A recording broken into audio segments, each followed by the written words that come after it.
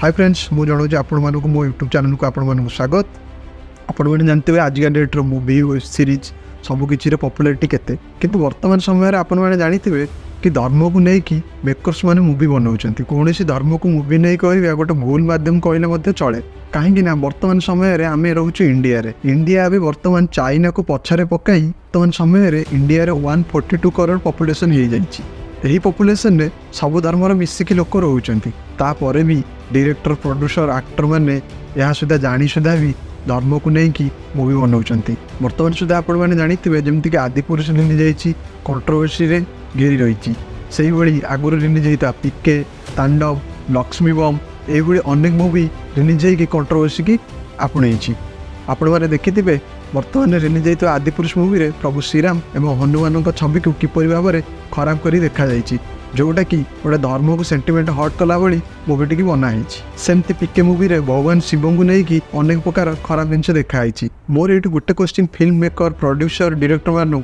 कि भगवान को लेकिन कौन मुवी रे एमती देखा निहाती जरूरी एमती जब आग को रिलीजियस हर्ट कला भाई मुवी बनाଯିବ ताहले परवर्ती पीढ़ी रे सब कौन जानवे कि कौन शिखिबे तो आम आम धर्म को बहुत भल भाव रेस्पेक्ट करिया कथा। तो ये मुवी मानकर जमी शिक्षा मिलूँ सेटा भूल कि ठीक आपण मैंने भल भाव में जानी मुझे वीडियो मध्य फिल्म मेकर प्रोड्यूसर गवर्नमेंट को यह जनवाक चाहूँगी कौन मुवी वेब सीरीज कि अन्य जिनस एमती बनातुनि जमी कौन धर्म को सेंटिमेंट हर्ट कला भाई जिनस थी। गवर्नमेंट को यही वीडियो माध्यम कहूँ चाहिए कि जो मुवी गुड़ा रिलीजियस को हर्ट कला भाई मुवी की सेंट्रल बोर्ड जो एक्सेस दूसरी सेटा को मुवी रिलीज होगा आगुरी जब बैन करा बहुत भल हम कहीं कौन रिलीजियस को सेंटिमेंट